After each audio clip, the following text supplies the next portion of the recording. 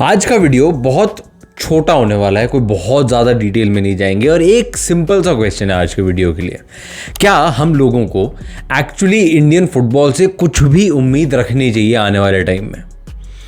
अगर पिछले कुछ महीनों की बात करें तो एशियन कप के बाद से अगर देखो तो एशियन कप में हमारा परफॉर्मेंस बहुत ख़राब रहा, उसकी बात कर चुके हैं। कैसे हम तीनों मैच हार गए, एक भी मैच नहीं जीते, एक भी गोल नहीं मारा। उसके बाद एक बहुत बड़ा तमाशा होता है, धीरे धीरे करके इंडियन टीम की मेंस टीम की रैंकिंग्स नीचे आती हैं और इतना नीचे हम 117 पे हैं आज की डेट में। एगोस्ट मैच जो हमारे कोच हैं बहुत सारी बातें करते हैं वो सोशल मीडिया पे आके, पर टीम समहाउ परफॉर्म नहीं कर पाती। वो बहुत सारे एक्सक्यूजेस देते हैं, क्वालिटी नहीं है प्लेयर्स की, ये नहीं है, वो नहीं है। एंड फिर उसके बाद एक एलिगेशन उनके अगेंस्ट आता है कि आप मैच देखने तो आते नहीं, इंडियन प्लेयर्स को देखने तो आते नहीं आप मैचेस में, तो आपको कैसे पता क्वालिटी है या नहीं है। यंगर प्लेयर्स को आप ब्लड नहीं कर रहे, सेम प्लेयर्स को आप सेलेक्ट करते रहते हो। यस, ग्रास रूट पे उतना काम नहीं हो रहा प्लेयर्स डेवलप करने के लिए जितना होना चाहिए। इंडियन प्लेयर्स को डेवलपमेंट का इतना चांस नहीं मिल रहा इवन आईएसएल में, एंड ये एक फॉल्ट आईएसएल का है, एफएसडीएल का है। ये क्वेश्चन पूछना ज़रूर बनता है। पर इस सब में वो जो एक buck stops at the door of AIFF है at this point in time, and AIFF का अलग ही कुछ सिस्टम चल रहा है at this point in time. Because अब ये देखो, फुटबॉल तो सारा बेच चुके हैं हम लोग, सारा फुटबॉल एफएसडीएल के पास है आज की डेट में। इंडियन फुटबॉल का अगर टॉप लेवल की बात करो तो सारा फुटबॉल एफएसडीएल के पास है। अब एआईएफएफ के हाथ में बहुत कुछ है नहीं, जो है उसको हम ढंग से कर नहीं दें। अभी रिसेंटली मैच फिक्सिंग एलिगेशंस आए हैं बहुत सीरियस वाले। रंजीत बजाज साहब, जो one of the very few people जो एक्चुअली बहुत ज़्यादा कोशिश कर रहे हैं इंडिया में कुछ हो जाए फुटबॉल को लेके, उन्होंने ट्विटर पे अभी रिसेंटली दिल्ली प्रीमियर लीग का एक प्रॉपर एविडेंस बेस्ड वो पूरा उन्होंने खुलासा सा कर दिया ऑलमोस्ट कि यार यहाँ पे फिक्सिंग के एक्ट दिख रहा है, फिक्सिंग हो रही है, करो कुछ। बहुत शोर मचने के बाद एक्चुअली अब इन्वेस्टिगेशन शुरू हो रही है। अपेरेंटली दिल्ली प्रीमियर लीग वालों ने एक्चुअली अब जाके फाइलिंग करी है वो सारे केसेस के। ओके, उसके बाद करप्शन के केसेस आ रहे हैं, करप्शन के क्लेम्स आ रहे हैं एआईएफएफ के अंदर। नीलांजन भट्टाचार्य जी जो लीगल हेड थे एआईएफएफ के संडे तक बाय द वे, उन्होंने लास्ट वीक में एक 9 पेज का लेटर लिखा पीएम मोदी को, होम मिनिस्टर अमित शाह साहब को, कि यार ये जो अभी पूरा सिस्टम है, कल्याण चौबे जी जो प्रेसिडेंट हैं हमारे और बाकी लोग, ये लोग टेंडर्स को गलत तरीके से निकाल रहे हैं, अपना फ़ायदा निकाल रहे हैं उस सब में से। एआईएफएफ फंड्स को पर्सनल यूज़ हो रहा है, उस सेटअप में एआईएफएफ फंड्स का पर्सनल यूज़ हो रहा है, अपने पर्सनल कामों के लिए एआईएफएफ फंड्स का यूज़ हो रहा है। एआईएफएफ क्रेडिट कार्ड्स का यूज़ कल्याण चौबे और बाकी लोग अपने अपने घर के सोफे फर्नीचर खरीदने के लिए कर रहे हैं apparently. And by the way, ये पहली बार नहीं है, ये exact miss use of funds वाला जो एलिगेशन है पिछले 3-4 महीने में बहुत बार सुन चुके हैं हम लोग।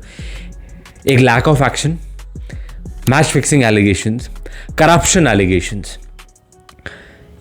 ये सब आने जब शुरू हो जाते हैं ना, तो ऐसा तो है नहीं वो एक बहुत पुरानी वो चीज़ है ना यार कि बिना आग के धुआं नहीं है, और हमें ये धुआं तो दिख रहा है, तो कहीं ना कहीं कुछ तो इशू है। जो ये करप्शन वाला क्लेम है, करप्शन वाली जो कंट्रोवर्सी है, उसको ऑब्वियसली इन सब लोगों ने डिनाई कराया, करेंगे ही। निरंजन भट्टाचार्य जी को सैक कर दिया गया क्योंकि उन्होंने ये स्टेप लिया, ये गलत क्लेम्स दिए, ये है वो है व्हाटएवर।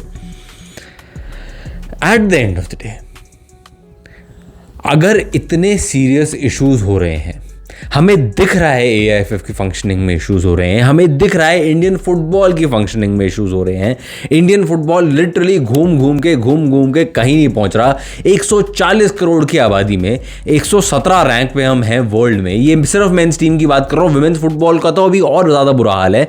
इंडियन विमेंस लीग जो है ऑलमोस्ट आईएसएल का काउंटर पार्ट मान लो उसको, उसमें टीम्स छोड़ के जा रही हैं बिकॉज कोई पैसा नहीं कमा रहा उसमें। लिटरली फंक्शनिंग का बहुत बुरा हाल है उस लीग में भी, and overall Indian women's football में तो मत ही पूछो अभी क्या हो रहा है क्या नहीं हो रहा। तो कहीं ना कहीं जवाबदारी बनती है या नहीं बनती। कहीं भी कुछ भी होता है, परफॉर्मेंस नहीं आती है टीम की, टीम पे क्वेश्चन मार्क सबसे पहले उठ जाएंगे। प्लेयर्स पे, कोचेस पे, ये है वो है, उठने भी चाहिए, नो डाउट, नहीं खेले वो अच्छा।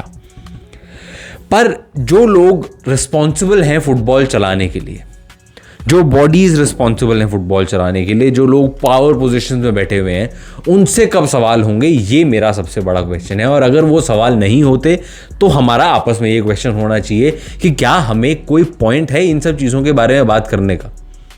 क्लूलेसनेस इतनी है। आप एक एग्जाम्पल लेता हूँ, अभी थोड़े दिन पहले एक इगोर स्टिमैच के नाम से अकाउंट पे सोशल मीडिया पे एक स्टेटमेंट से आ रही है कि जो ऑनगोइंग संतोष ट्रॉफी है अभी पीछे हुई थी, उसमें जो प्लेयर्स खेल रहे हैं वो लोग इन परफॉर्मेंसेस के बेसिस पे कुछ डिसीजंस नहीं होंगे सिलेक्शन के।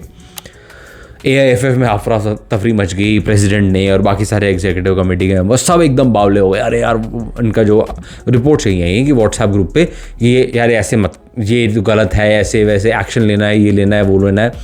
फिर थोड़ी देर बाद उन लोगों को समझ आया कि वो एक फेक अकाउंट था।